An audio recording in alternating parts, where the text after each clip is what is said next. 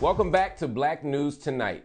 Notable press members like British broadcaster Piers Morgan have been critical of Naomi Osaka, who cited mental health when opting to skip the rest of the French Open after facing a $15,000 fine and possible suspension for her media boycott. But Serena Williams is among those coming to Naomi's defense.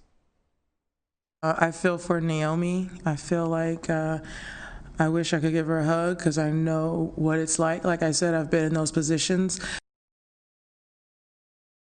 So just for context for a second, initially Naomi Osaka said that she was going to not participate in the post-match press conferences because of the toll that it takes on her mental health. That's when you saw the experts and the commentators begin to come after her and say that she should do what's good for the game, that it's improper, that it's unprofessional. Some people said, suck it up.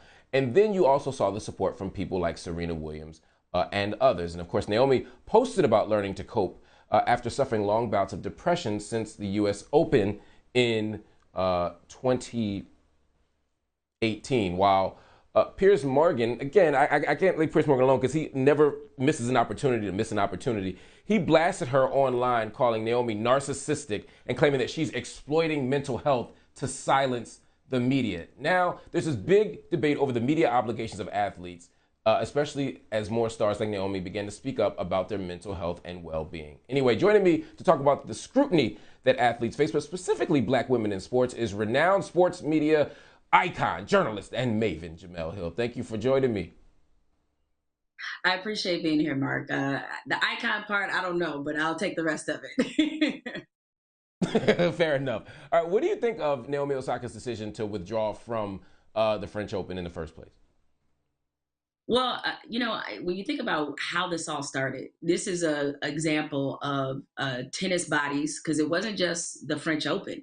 People have to understand the after they fined her for not appearing at her post match press conferences following her first win at the French Open before she withdrew, they put out a statement that was signed by officials from the U.S. Open, Wimbledon, and the Australian Open, all majors. So collectively in sports, they decided that they were going to show this woman of color where her place was.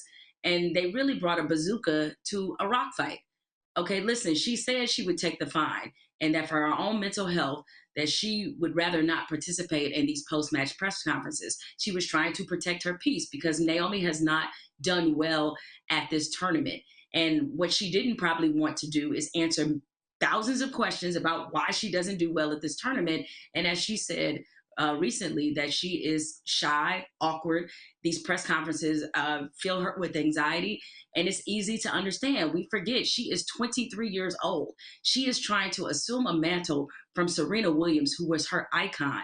When she talked about the source of her depression and anxiety being from 2018 in beating Serena in the at that Open, people forget she was booed when she took the stage because so many people wanted Serena Williams to win.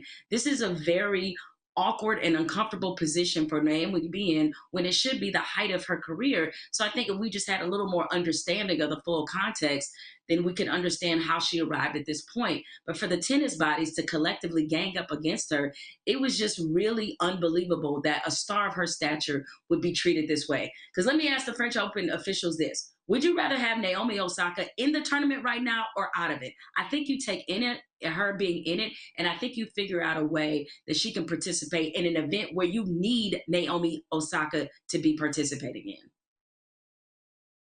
Some people will say, well, that's a slippery slope. What if all the athletes decide they don't want to do media? What do we do then? I mean, there's that argument, right? That it's part of the professional obligation and that we as journalists of all people should be respecting the craft and the professionalism of media obligations.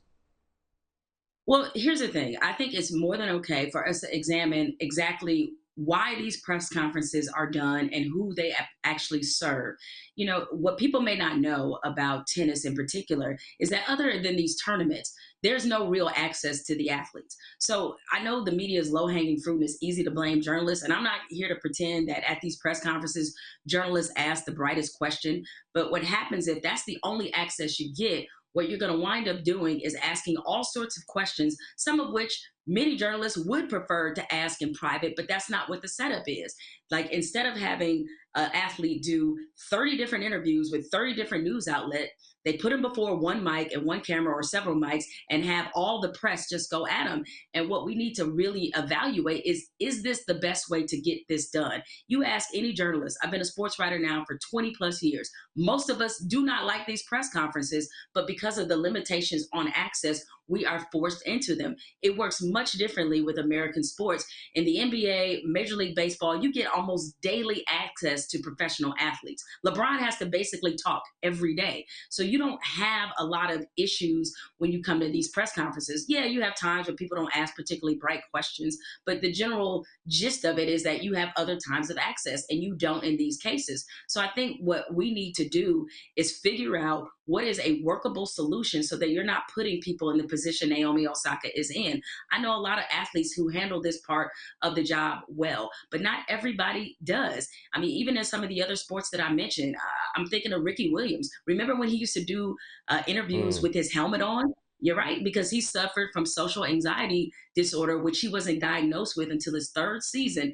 And as a result, he used marijuana to cope with his issues. And throughout all of his career with the suspensions and the positive drug tests, it was framed that Ricky Williams loved to smoke weed more than he loved his job. And the truth was, he was suffering from a mental health issue. So, as the media, we have to do a better job of framing these kinds of issues in the proper context and not always making it all about us. Sometimes it's hard for me to imagine this type of response. Actually, not sometimes, all the time, it's impossible for me to imagine this type of response if it's Martina Navratilova or Billie Jean King or, God forbid, Anna Kournikova.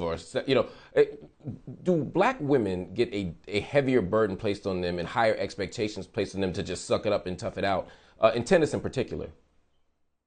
Well, I think if we look across how Black women are treated in a lot of different areas of society, the one thing we're not allowed to be is vulnerable, or more than one thing. We're not allowed to be vulnerable, fragile, or delicate. Okay. And her exposing what it is, what it takes to be the second ranked player in the world and all the things that she goes through, a lot of people look at that, as you said, and they have a mentality of, oh, she needs to suck it up. Because people think that just because you make a lot of money and you're really good at something, that therefore you should have to take and suck up all the things that come with it. The thing that we also have to keep in mind is that Naomi Osaka has gotten a firsthand view of how they have treated Serena Williams, and by extension, Serena and Venus Williams throughout their careers. When you think about some of the racist and sexist things that they had to deal with from the media, it is no wonder that someone like Naomi Osaka would be very leery and distrustful of the press, or it would put her in a situation where she felt uncomfortable. And now, Mark, let's talk about the diversity of who covers tennis. It ain't us. It's mostly white people, all right? And you look at a lot of prominent athletes of color, be it in tennis or other places, they are spending the majority of their careers covered by mostly white journalists, and there's a cultural disconnect.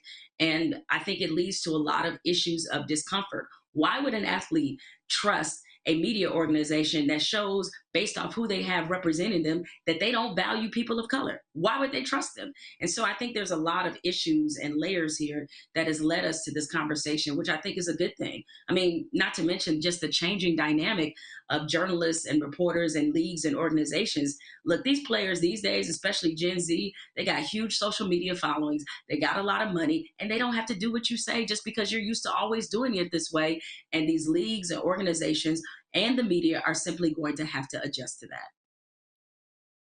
They're absolutely going to have to adjust to that. Amen. Jemele, thank you so much for joining me. And everybody, make sure you check out her podcast, Jemele Hill is Unbothered, one of my favorite podcasts in the world. Check it out. Everybody, let us know what you're